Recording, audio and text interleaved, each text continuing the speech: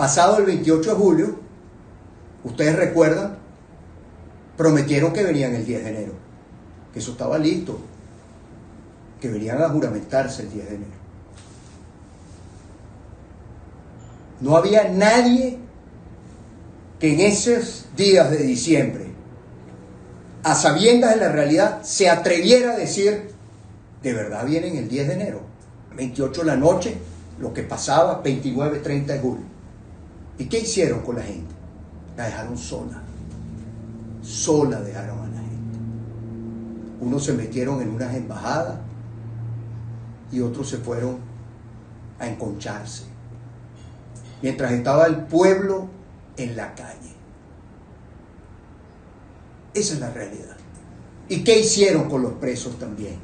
¿Sabe qué hicieron? Los dejaron solos. Pero ya en Venezuela, lamentablemente, hablar de una mayoría cohesionada, articulada, de una oposición unida, tristemente no es así. Ahora, ¿quién es el culpable? Yo soy el culpable. Qué fácil, mano. Con el quien tiene el poder. ¿O es que acaso usted va a negociar con quién? Si usted tiene un familiar secuestrado, ¿con quién negocia usted? Con el secuestrador. De que aquí en Venezuela empiece un conflicto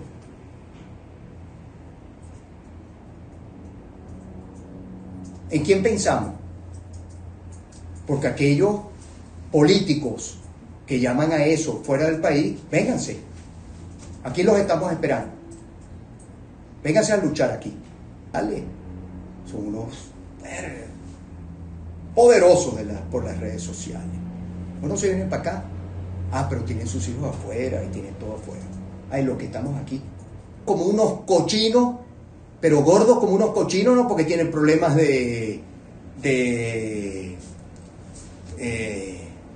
problemas de salud, es la buena vida. Siempre un mal acuerdo de paz será mejor a una guerra, siempre. ¿No quiere Trump que haya paz en el mundo? No está mediando Trump en que se acabe la guerra entre Rusia y Ucrania. Y yo pregunto, amigas y amigos, ¿el presidente de Rusia es un presidente electo democráticamente? ¿Es un demócrata? No lo es. En Rusia hay una dictadura también. Embaucaron al presidente de los Estados Unidos en su primer gobierno, cuando le vendieron la idea del presidente interino y todo aquello, porque hasta la Casa Blanca llegaron. Hemos escuchado una pequeña introducción. Enrique Capriles arremetió en contra de la oposición, en contra de María Corina, en contra de Edmundo González. Sin embargo, durante su alocución defendió a Maduro. Vamos a escuchar entonces qué es lo que dijo en su alocución. Sí creo que es importante poner en contexto las cosas. Gente que uno se encuentra en la calle, yo siempre le pregunto, ¿usted quiere escuchar la verdad o quiere que yo repita una mentira? Porque además los venezolanos pareciera que somos víctimas, como alguien me dijo por allí, los extremos se tocan, se alimentan. Unos con poder y otros pareciera que con el poder de las redes sociales. O sea, con el uso de las redes sociales. Y creo que es importante poner en contexto, creo que es absolutamente necesario poner las cosas en contexto, porque tenemos problemas de conexión. Porque si tenemos problemas de conexión, cortamos y volvemos. Poner las cosas en contexto para poder entender muchas cosas, porque efectivamente en todo esto que está pasando y que la principal víctima es la verdad, yo creo que hay mucha gente que termina en este río revuelto, termina haciéndose una idea de algo que no es correcto. Y yo creo que siempre hay que hacer lo correcto, aunque nadie, desde el punto de vista político, me refiero a quienes tienen responsabilidad, estén haciendo lo correcto. ¿Cuál es el contexto hoy en nuestro país? ¿Cuál es? Una gente que tiene poder, pero no legitimidad. Es decir, Maduro tiene poder, pero no tiene legitimidad.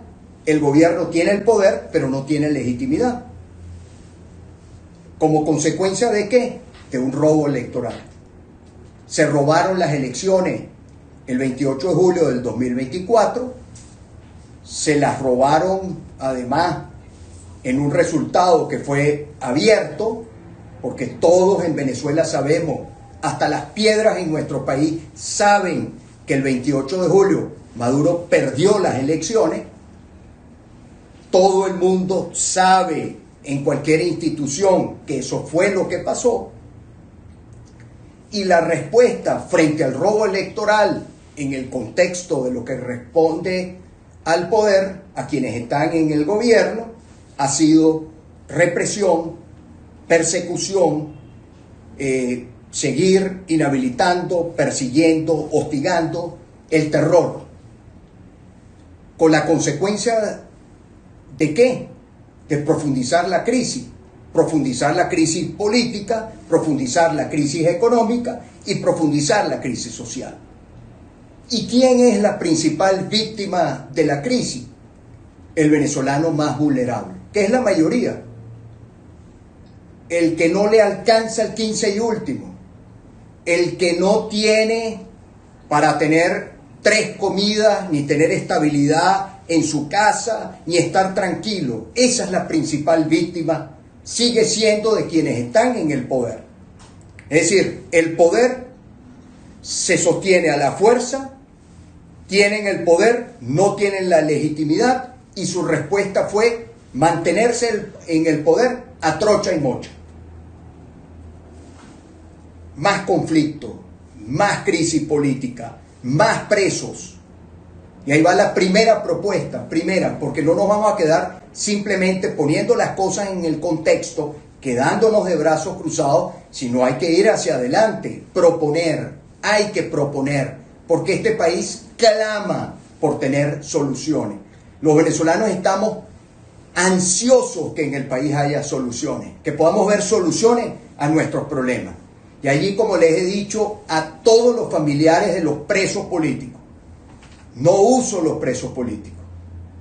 No voy y saco, porque además a mi teléfono llegan mensajes de todos los familiares, de todos los presos políticos, de todos los partidos políticos, cercanos, distantes, etc. Y se los he dicho a todos, mi causa también son ustedes. Y aquellos que salgan en libertad, ni un café me deben. Porque lo que yo no voy a hacer jamás, después de haber vivido también la cárcel política, es dejar solo a los presos políticos. Nunca lo voy a hacer. Entonces, primera propuesta para quienes están en el poder, indulto para los presos políticos. Queremos que en este país haya paz, haya tranquilidad. Queremos que en Venezuela las cosas se encaucen y que no siga escalando el conflicto. No pueden haber presos políticos. ¿Qué le cuesta a Maduro, que está ahora en televisión, firmar, como se hizo en el año 2020, firmar un indulto? Él tiene el poder para abrir las cárceles a quienes están presos injustamente. Esa es la primera petición que ponemos en la mesa. ¿Eso es malo acaso? Buscar la libertad de los presos políticos te hace ¿qué? Te hace ser malo. Toda esta campaña de odio, ¿usted se imagina que estuviera Mandela, estuviera Martin Luther King, por poner algunos ejemplos de la historia, jamás estableciendo algún tipo de comparación? Ojalá pudiera uno tener el 1% de esos héroes de la historia. Aquí lo hubieran crucificado, los hubieran tildado de qué cosa en esa campaña de odio. ¿Qué hubieran dicho de Mandela? Quienes hoy ustedes lo ven promoviendo, no estando ni siquiera en el país, desde afuera, desde la comodidad, esos, no es el venezolano que está pasando trabajo fuera, esos que cada día se parece, por cierto, más esto a lo que fue el gobierno interino. Los mismos actores, los mismos que escriben, que publican, los mismos, vean ustedes, los mismos, las mismas voces, son las mismas. Es increíble. Ni siquiera de tener cierto respeto por las personas que lo siguen, que creen que tienen credibilidad, que creen que tienen información. Son los mismos. Aquí todo el mundo sabe ese aparato de propaganda, cómo se financiaba en los tiempos de Guaidó, de los capítulos más nefastos que hemos vivido desde el punto de vista de la búsqueda de un cambio en nuestro país.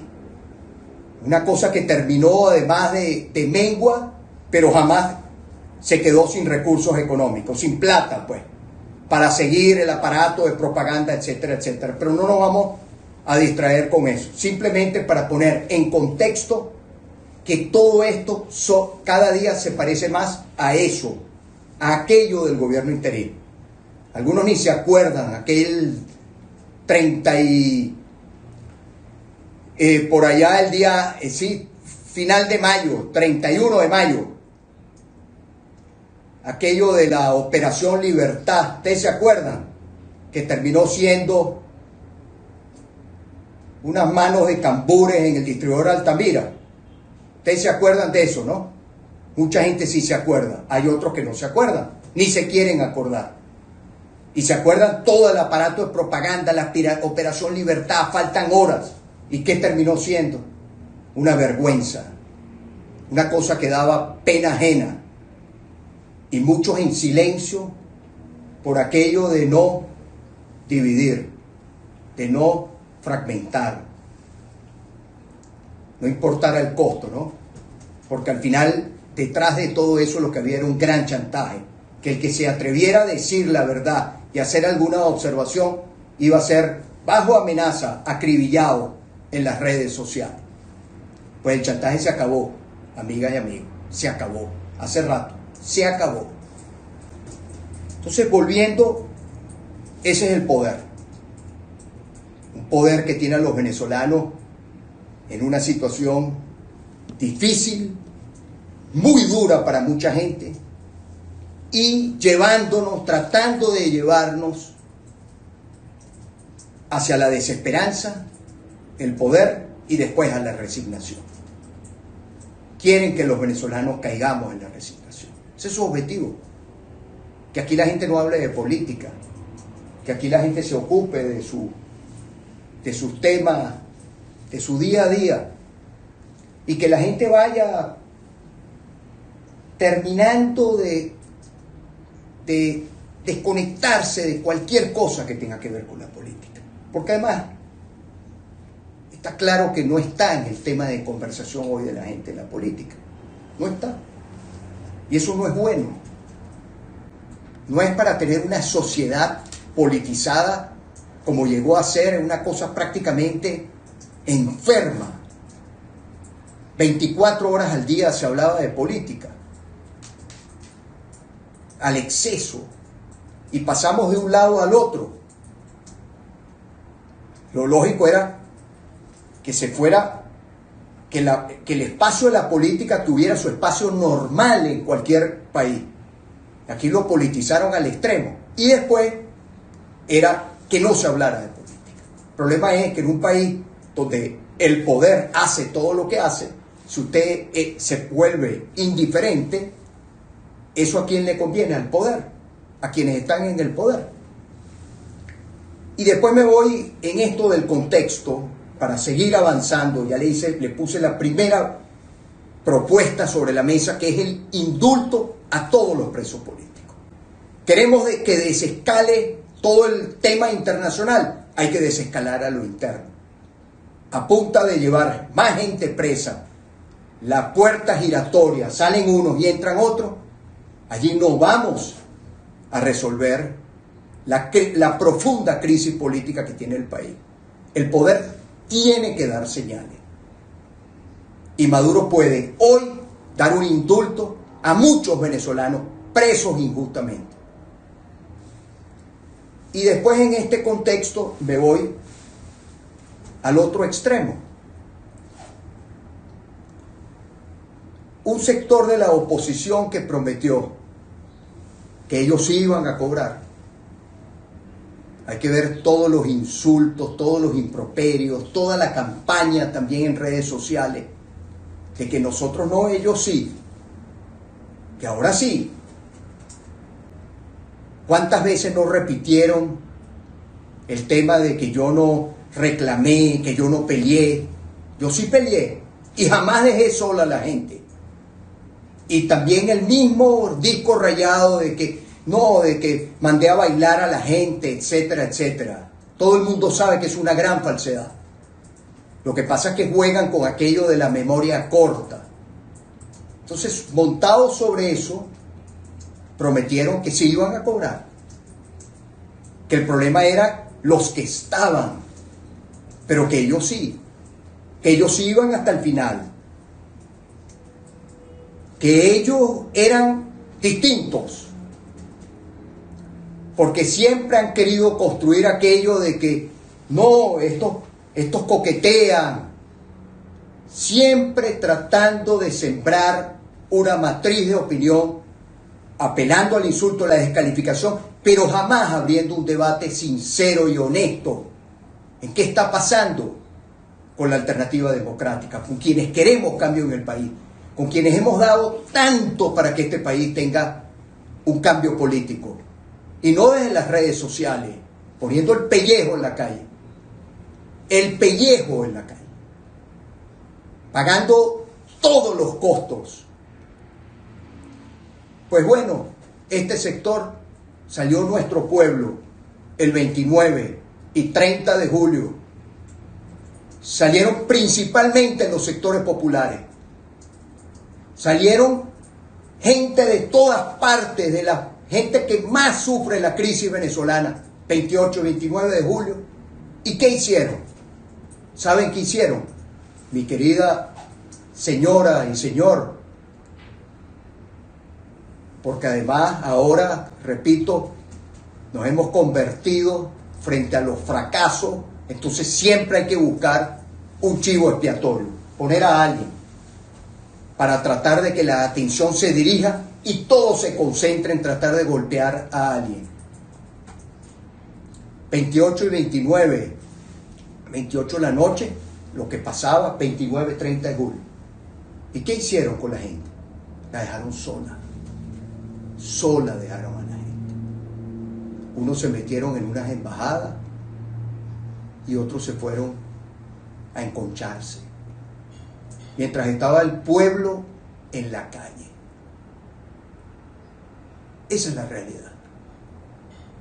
Y yo no temo en decir la verdad, porque ya ha pasado tiempo. Porque ya basta. Si usted quiere que lo sigan engañando, ese es su derecho, pero ya basta. Entonces, dejaron sola a la gente y vino la represión. ¿Y cuántos presos dejó la represión? ¿Y qué hicieron con los presos también? ¿Sabe qué hicieron? Los dejaron solos.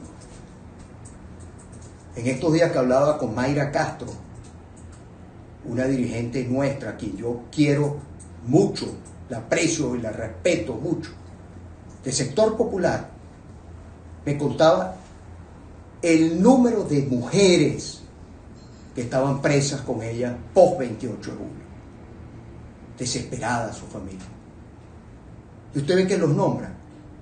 ¿Usted cree que ponen un tuit por todas esas mujeres? Refiriéndome solo al caso de las mujeres. ¿Qué hacemos? ¿La dejamos sola también? ¿O abogamos por su libertad? Y luchamos por su libertad. Y buscamos cómo se abren canales de negociación. Porque ¿con quién se negocia? ¿Con el quien tiene el poder? ¿O es que acaso usted va a negociar con quién? Si usted tiene un familiar secuestrado, ¿con quién negocia usted? ¿Con el secuestrador? ¿O va a negociar con quién? ¿Y quién defiende a estas mujeres y estos hombres venezolanos que su acción fue defender la democracia. Pareciera que no existe para ese sector de la oposición. Sigo en el contexto.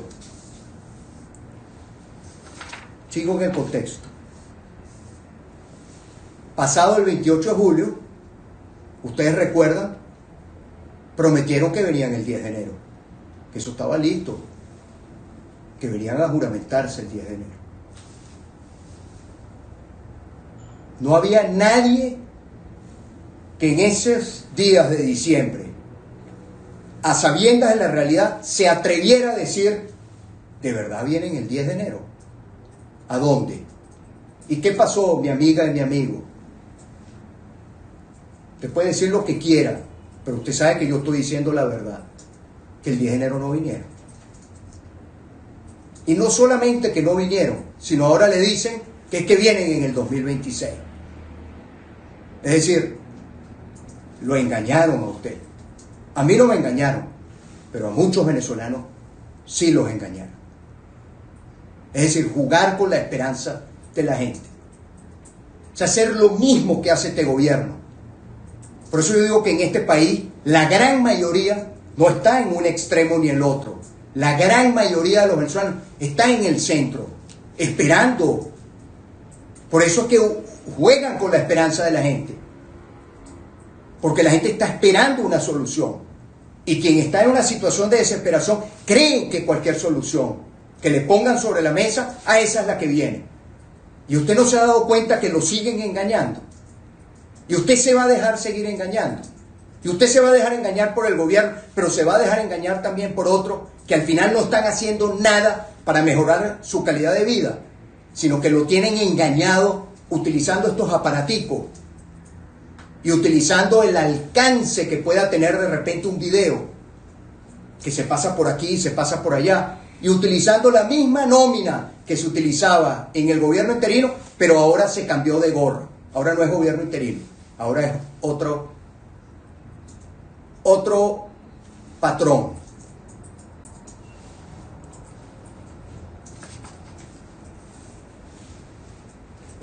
Y después, para terminar el contexto, que además no estoy apurado, no estamos apurados, porque les tengo la parte más importante, se la voy a dejar, que tiene que ver con la gente, con el que sigue aquí, el de a pie, el que se levanta a las 4:30 de la mañana, la madre que cuida a los nietos, la abuela. Y pasaron cosas también en este contexto tan graves como aplaudir, como aplaudieron, como pidieron, como si eso le hiciera daño a Maduro, sanciones económicas, celebraron cuando no se le entregó, se le revocó, no se le extendió la licencia a una empresa norteamericana tan importante que lleva 100 años en el país como Chevron, creyendo que es Maduro el que se afecta por una situación como esa. Lo salieron a celebrar. Increíble. O sea, increíble de verdad. Con lo que representaba en términos de ingresos para la estabilidad del tipo de cambio, cuando la época más oscura y más corrupta de PDVSA fue precisamente cuando Chevron no estaba operando, u otras empresas de renombre internacional, porque esas sí tienen contabilidad, porque allí se acaban los manejos en efectivo, porque allí se rinden cuentas. La época más oscura de la industria petrolera, con aquello, no, le van a quitar dinero al régimen, dinero al régimen. Ahí celebran, tiran fuegos artificiales, los mafiosos y corruptos, cada vez que pasa una situación como esta. Entonces la celebraron. Pero más allá de eso, increíble como celebraron también que unos venezolanos, porque además, si alguien va a otro país a cometer un delito, si un venezolano va a Estados Unidos, o va a España, o va a Brasil, o va a Argentina y comete un delito, que pague por su delito. Pero la estigmatización de los venezolanos, de la comunidad de venezolanos en los Estados Unidos, de haberlos todos puestos como sospechosos del Tren de Aragua, increíble, que venga una estigmatización de propios venezolanos, Maduro gozando un pullero, él como el Salvador, que ha sido el gran responsable de la migración en nuestro país, y aquellos que además tienen redes sociales y tienen un alcance en silencio, y vendiendo la idea de que la comunidad de venezolanos que había llegado a los Estados Unidos los había enviado Maduro como una suerte de banda, o sea, como que fue una banda que se fue de miles de venezolanos para desestabilizar los Estados Unidos, promovidos por propios venezolanos, de verdad. Y lo increíble era ver el liderazgo político en silencio. Aplaudieron que unos venezolanos, por tener un tatuaje, porque sabemos de muchos casos, no tienen nada que ver con el gobierno, terminaron presos en una cárcel, en un infierno en El Salvador, simplemente por el hecho de que alguien dijo: oye, ese tatuaje, eso es de una banda. Increíble.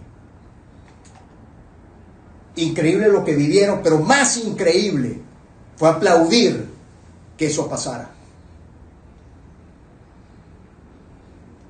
Como venezolanos, cuando la comunidad de venezolanos en los Estados Unidos es una gente trabajadora, una comunidad pequeña frente al tamaño del país, mucha gente ahí, caramba, hay que ver cómo trabaja. Y después vino la revocatoria del TPS y no dijeron nada. Increíble. Y no dicen nada de cuando se persigue un migrante. Nada. Tantos venezolanos que sufren en el exterior. Y se quedan callados. De verdad. Silencio. Yo defiendo a los venezolanos, estén donde estén. Y no me importan las críticas. Soy inmune al odio. Pero donde haya un venezolano, hay una parte de este país. Y si lo atropellan, yo no me voy a quedar callado. Porque yo no estoy aquí para hacerle loas a un gobierno fuera. Ni dentro ni fuera. Queremos que este país cambie. Y somos oposición firme a este gobierno. A quienes están en el poder. A quienes se robaron el proceso electoral. Pero no aceptamos tampoco que venga otro gobierno a llevarse por delante a algún venezolano. Porque pareciera que los que regularizaron sus papeles, a todos no les importan los otros. Y después, y con esto termino poner las cosas en contexto, ahora te dicen que viene una intervención. Y te ponen hasta videos hechos con inteligencia artificial y gente que uno pensaba que eran serios, diciéndote que la gente, que hay una flota de barcos frente a La Guaira. Y te venden la idea además que esto es como una suerte de extracción que ves en las películas, que se llevan a Maduro y se acabó. Y además le piden a los militares venezolanos que intervengan. Y le dan órdenes a los militares venezolanos. Que hay que, eso en algún momento en este país, ojalá que vuelva a nuestra institución castrense lo que está establecido en la Constitución. Porque los militares no tienen que meterse en política.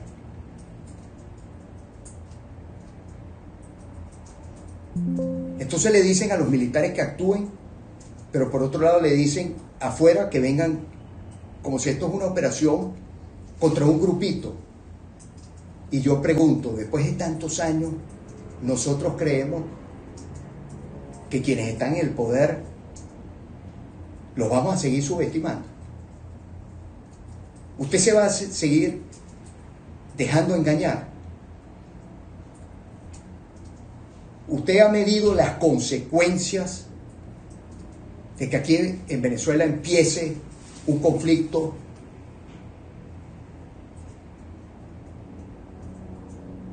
¿en quién pensamos?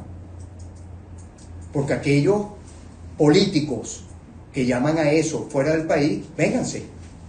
Aquí los estamos esperando. Vénganse a luchar aquí. No estoy hablando de gente, estoy hablando de la cúpula política de algunos partidos políticos. Mano, qué valientes son por las redes sociales. Son unos poderosos por las redes sociales. Uno se viene para acá. Ah, pero tienen sus hijos afuera y tienen todo afuera. Ay, lo que estamos aquí. Esos son los daños colaterales. Como dijo por ahí un nefasto señor metido en la política, que decía, bueno, es que una operación como esta hay daños colaterales. Hay quien pone los muertos. Como me dijo el otro día una persona de barrio, que es donde yo al final hago todo el esfuerzo, que es la gente que más necesita de que el país tenga una solución. ¿Dónde van a caer las bombas? Me dijo. ¿Van a caer dónde? Entonces, ¿qué? Vamos a jugar con esto. Vamos a jugar con la esperanza. Y todo aquel que diga esto que es traidor a la patria. ¿Traidor a qué? Decir la verdad en este país se ha convertido en un acto de traición. Ese es el cambio. Es decir, un autoritarismo por otro autoritarismo, un totalitarismo por otro totalitarismo. Aquí se acabó el debate de las ideas. Y podemos hablar de lo que dicen las encuestas. Porque todavía hay gente en el país que hace estudios de opinión serios, no están publicando. Uno tiene acceso a ello. Eso va en caída libre. El gobierno tiene popularidad. Pero ya en Venezuela, lamentablemente, hablar de una mayoría cohesionada, articulada, de una oposición unida, tristemente no es así. Ahora, ¿quién es el culpable? Yo soy el culpable. Qué fácil, mano. Lavate las manos y echarle la culpa a otro. Hay que asumir las responsabilidades. Yo asumo las mías. Asumo la responsabilidad de lo que digo. Van 26 años de esta mal llamada revolución. La estafa más grande que ha habido en la historia de nuestro país. ¿Y qué hacemos? Y ahí vamos a entrarle. ¿Qué hacemos? ¿Dónde estamos los venezolanos? En el medio, ¿verdad? En una pelea, en una confrontación de extremo a extremo. Por un lado, el poder se olvidó de la gente y por otro lado pareciera que tampoco la gente es importante. Entonces, ¿qué hacemos? No hacemos nada. Nos quedamos de brazos cruzados. Ponemos velas y le rezamos para que algo desde afuera venga a resolvernos el tema. Y yo pregunto, ¿y es que acaso la historia no está ahí para que todos apelemos a ella y nos nutramos de la historia y veamos que sí y que no? ¿O es que acaso eso no es importante? Entonces yo creo que hay que reorganizar. Yo creo que hay que relanzar. Yo creo que este país todavía sigue teniendo una solución. Sigo creyendo Hoy soy papá. ¿Dónde nacieron mis hijos? En Venezuela. Tengo familia afuera también. Tengo amigos afuera. Todos tenemos gente afuera. No hay nadie en este país que no tenga un conocido, un familiar o alguien que no esté fuera de Venezuela. Ahora, ¿dónde queda la gran mayoría de los venezolanos? ¿Dónde estamos? Seguimos aquí, en Venezuela, con el sueño de que regresen, que todo el que quiera regresar pueda regresar, sin causa judicial, sin persecución, etc. Pero lo que ya tiene que acabarse es este status quo perverso de quienes están en la política, que viven del conflicto venezolano. Viven. ¿O es que ustedes ven a algunos de estos políticos afuera, los ven manejando, haciendo Uber?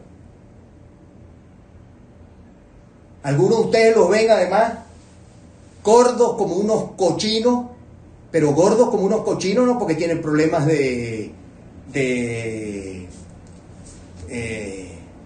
problemas de salud. Es la buena vida. No han pasado trabajo afuera. ¿De qué viven? Y yo sí puedo decir de qué vivo yo. ¿Cuándo los han visto rindiendo cuenta de algo? Y vean todo el aparato de propaganda, producción de videos, todo lo que tienen. Y algún día se sabrá cómo se financia. Pero no lo voy a decir yo. Porque van a decir, es una opinión sesgada. Por un conflicto, un problema. Entonces tenemos que salirnos, amigas y amigos, de esta situación existencial, de esta campaña, y tenemos que ir hacia adelante. ¿Qué hacemos con la crisis económica y social? ¿Qué hacemos? No hacemos nada. Ya le voy a hacer una propuesta, pero antes de hacer esa propuesta, sobre el tema que está en el tapete, el país necesita una negociación. Y no una negociación conmigo, yo no tengo nada que ofrecer en un proceso de negociación, nada. Como ayer me llamaban de Colombia, y digo, ¿quién soy yo para mover alguna tecla en algún gobierno en el mundo? Como si yo tuviera ese poder. Yo no tengo ese poder, ni estoy en la búsqueda de ese poder. No estoy obsesionado por el poder, pero sí estoy empeñado en que el país tenga una solución y tenga un cambio, sin costos para los venezolanos, sin pérdida de vidas humanas, sin violencia, porque creo en la paz. Y que no tengo derecho a creer en la paz. Tú no tienes derecho a creer en la paz, tú no tienes derecho. Siempre un mal acuerdo de paz será mejor a una guerra. Siempre. Sí, creo que aquí tiene que haber un proceso de negociación. Ahora, ese proceso de negociación, ¿entre quiénes? Lógicamente, entre el gobierno de los Estados Unidos y quienes están en el poder en Venezuela. Poder tienen, no tienen legitimidad, pero poder son los que tienen el poder. Un cara a cara, un face to face, como dirían los norteamericanos. Santo su idioma. Cara a cara. No quiere Trump que haya paz en el mundo. No está mediando Trump en que se acabe la guerra entre Rusia y Ucrania. Y yo pregunto, amigas y amigos, ¿el presidente de Rusia es un presidente electo democráticamente? ¿Es un demócrata? No lo es. En Rusia hay una dictadura también. Y ahí va Trump y se reúne con Putin. En buenos términos, además. Y ahí va Trump y dice que quiere hablar con Kim Jong. ¿Qué clase de gobierno hay en Corea del Norte? ¿Qué clase de gobierno hay en China? ¿Usted cree que en China hay democracia? China es una dictadura. que además, por su fuerza económica, se relaciona con todo el mundo democrático. Fíjense, estas contradicciones en las relaciones internacionales, de gobiernos profundamente democráticos que van y se dan la mano y se toman la foto con dictadores. Entonces, si el presidente de los Estados Unidos, esa es la onda en la que su segunda administración está, cosa que yo aplaudo, porque creo que embaucaron al presidente de los Estados Unidos en su primer gobierno, cuando le vendieron la idea del presidente interino y todo aquello, porque hasta la Casa Blanca llegaron. Hasta la Casa Blanca llegaron. Hasta el despacho Oval llegaron. ¿Ustedes no se acuerdan que nombraron hasta embajadores en todo el mundo y cobraban esos embajadores del llamado gobierno interino? Y toda una burocracia que crearon. Y embaucaron al presidente de los Estados Unidos. Lo embaucaron. Le vendieron una cosa que no era. Eso fue el cuento de los cambures. Le vendieron que tenían un apoyo militar y nunca lo tuvieron.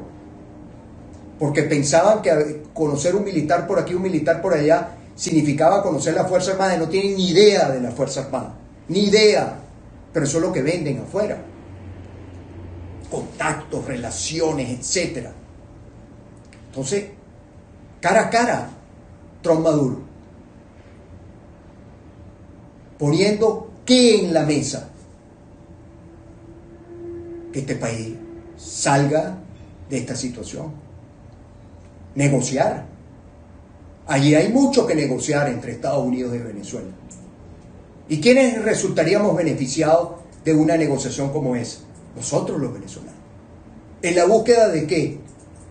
En la búsqueda de poder pensar que es posible recuperar nuestra democracia, que es posible que Venezuela pueda ser un país estable, que es posible que este país pueda mejorar sus condiciones de vida, que es posible que Venezuela pueda ser el país que soñamos los venezolanos. ¿Es eso malo? ¿Cómo hacerlo? No me corresponde a mí. ¿Cuál es el espacio? Naciones Unidas. Ahorita viene la Asamblea General. Estoy seguro que de allí saldría algo, convencido que de allí saldría algo, porque estoy convencido que independientemente de que los procesos de negociación en Venezuela no hayan generado una solución a la crisis política, económica y social, yo no satanizo el método. Sigo creyendo que la solución en el mundo de hoy es negociar, es buscar un acuerdo. Y no es importante quién es el interlocutor, quién es el protagonista. No, pero es que Trump me tiene que llamar a mí. Eso no es importante, eso es irrelevante, eso es intrascendente, eso no le interesa a la gente. Aquí lo que le interesa a la gente es que haya solución. Y en la vía de la búsqueda de esa solución, y con aquello de no hacer nada, que no es una opción, es que nosotros, ya José Guerra, que ha trabajado incansablemente siempre en tratar de generar propuestas, y por cierto, y vamos a solicitar, porque me preguntaban ayer de Colombia, que si yo tenía alguna posibilidad, le dije, hay 3 gobiernos, 3, que pueden hacer mucho en este momento. Gobierno de México, gobierno de Colombia y gobierno de Brasil. Son gobiernos de izquierda. Voy a preparar una carta, simple mortal que soy, y enviaré en la búsqueda de que esos gobiernos ayuden a que aquí recordar, porque parece que quedó para un lado, las actas electorales. Maduro nunca publicaron los resultados electorales en los 3 procesos que ha habido, nunca. Inaceptable. Pero no podemos dejar morir el voto. Y viene probablemente una reforma constitucional. No voy a hablar de eso ahorita, ya hablaremos de eso. No podemos quedarnos de brazos cruzados otra vez. ¿De qué se ganó ahí? Nada. Entonces, volviendo sobre el tema económico, y 10 minutos más que le voy a dedicar. El 8 de mayo del año pasado, en Venezuela se aprobó la Ley de Protección de las Pensiones de Seguridad Social, con aportes del sector privado. Hoy es 1 de septiembre, como sabemos, no se conoce a la fecha cuánto es el monto recaudado, y lo que sí se conoce es que la pensión no ha aumentado. Una vergüenza la pensión. De eso ahorita ya hablaremos de eso. Pensionados. Una vergüenza. Miserable pagar 130 bolívares de pensión, o el salario mínimo 130 bolívares. Eso es miserable. Hay dos ejemplos que los dejo allí para que los revisen sobre este tema. Noruega y Arabia Saudita. El fondo en Noruega, que es administrado por el Banco Central de Noruega, a través del Norges Bank. Muy bien. Hemos escuchado a Enrique Capriles, quien se ha aprovechado este video para defenderse, ¿no? Entonces hemos escuchado a Enrique Capriles, quien en un principio arremetió en contra de María Corina Machado, ¿no? Él habló acerca de que han creado esperanzas en el pueblo y nunca se juramentaron, mencionó durante su alocución. Pero eso no es todo, porque se defendió: me he convertido en el saco donde todo el mundo golpea para apagar su frustración. Ni la oposición ni el chavismo quieren a Capriles, ¿no? Capriles es una oposición, entre comillas, útil para Nicolás Maduro, porque en realidad no está realizando la oposición que se debería, ¿no? Entonces, el dirigente político Enrique Capriles Radonsky se pronunció sobre lo que considera una campaña de odio en su contra a través de estas redes sociales. Recordemos que él fue 2 veces candidato a la presidencia de Venezuela y mencionó que hay plataformas digitales. Muchos venezolanos pagan su frustración con él. En las redes sociales, ustedes han visto, quienes me siguen a mí en mis redes sociales, otros portales, yo me he convertido como en el saco donde todo el mundo golpea y paga su frustración. Una campaña de odio feroz. El odio es el tema que vive el mundo. Estas son mis redes sociales y yo tengo el derecho a decir lo que pienso, menciono. Bueno, es verdad. En un mundo donde hay democracia, cualquiera puede expresar su sentir. Sin embargo, hay ciertas diferencias con apoyar a una dictadura y apoyar a la democracia, ¿no? Él juega a un doble discurso. Por un lado dice que él es oposición, pero por el otro lado está haciendo acuerdos debajo de la mesa con la dictadura de Nicolás Maduro. Si no, recordemos cómo en tiempo récord lo habilitaron, ¿no? Entonces, también mencionó el ahora diputado de la ilegítima Asamblea Nacional. A muchos no les gusta la verdad es la primera víctima.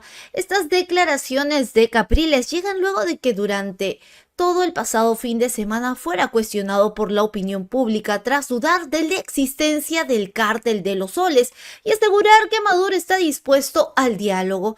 Yo no estoy de acuerdo con la guerra, aseguraba Enrique Capriles el pasado viernes, siguiendo su temperamento moderado en los últimos años, pero esta vez avanzó un poco más hasta el límite del generar desconcierto entre las personas.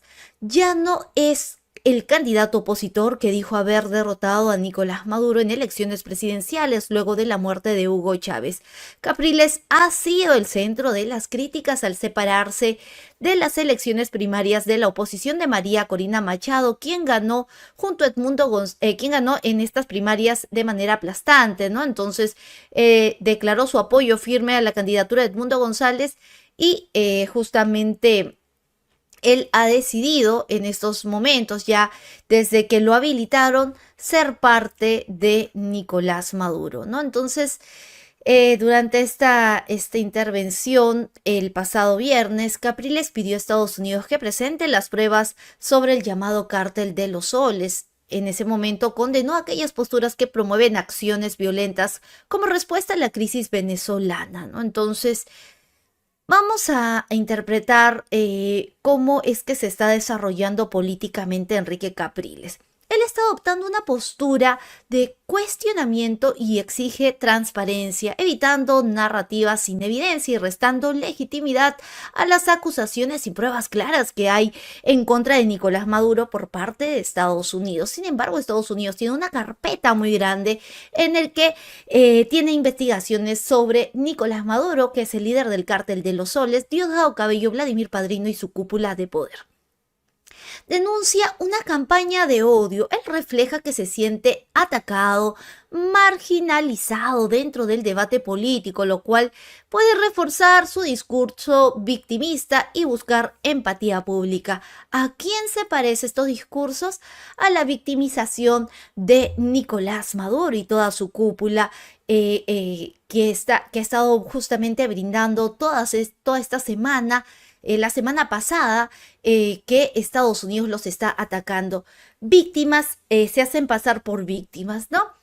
Decir la verdad como traición enfatiza su posición como opositor disidente que desafía tanto al chavismo como a sectores radicales dentro de la oposición, posicionándose como voz incómoda y a la vez y a la defensiva, ¿no? Entonces, en conclusión, Capriles parece estar recalibrando su imagen política, se presenta como un opositor independiente, crítico con las narrativas predominantes tanto del régimen como de ciertas líneas de la oposición, reivindica el rigor, el discurso honesto, menciona, aunque esto pueda posicionarlo en un espacio incómodo dentro del espectro opositor, ¿no? Entonces, ha sido el pronunciamiento de Enrique Capriles. ¿Qué te pareció a ti? Vamos a leer algunos comentarios del chat. ¿Qué les pareció a lo que dijo Enrique Capriles? Recordar que estamos colocando en los en vivos sus mensajes, ¿no? Entonces, obviamente, sin insultar, con el debido respeto, ¿no? Uno es libre de expresarse, sí, pero sin faltar el respeto, ¿no? Entonces, a ver, está bregando a meterse el cártel de los soles, lo tienen como mandadero. Capriles no convenció a Manuel Rosales y quiere convencer a un pueblo empoderado, ¿no? Entonces, acá hay también viva Capriles, mencionan. Menos mal lo quitaron, ¿no? Entonces, como hemos mencionado, Enrique Capriles en estos momentos se encuentra en una situación que está en un punto medio. Ni pertenece a la oposición porque los opositores lo critican y obviamente el chavismo, los chavistas también lo critican, a pesar de que de esta forma Enrique Capriles es parte de, lo han habilitado, no habilitaron su candidatura y justamente obtuvo un lugar en la Asamblea Nacional Ilegítima de Venezuela, pero él es mostrado como parte de la legitimidad de Nicolás Maduro, ¿no? Entonces apostó por Nicolás Maduro y Nicolás Maduro lo premió con un lugar en la Asamblea Nacional, ¿no? Entonces, las cosas claras porque a ningún opositor verdadero se le permitió participar. Inclusive el PCB, Partido Comunista de Venezuela, se quejó que habían secuestrado su tarjeta, ¿no? Entonces, recordar que el PCB anteriormente apoyaba al chavismo, hoy se ha declarado enemigo del chavismo, sin embargo también se aleja de la oposición. Pero estamos viendo cómo Enrique Capriles en tiempo récord le habilitaron y pudo estar en estas elecciones de la Asamblea Nacional, ¿no? Entonces hay personas que ya no le creen a Enrique Capriles, ¿no? Entonces hemos llegado hasta aquí, hemos escuchado algunos mensajes, entrevistas que han habido durante estos días justamente por toda esta por todo lo que hay entre Estados Unidos y Venezuela. Escuchamos un Donald Trump que dijo que derribaron un barco venezolano con drogas, ¿no? Obviamente estos son malas noticias para Nicolás Maduro porque Estados Unidos lo ha acusado de ser el líder del cártel de los soles.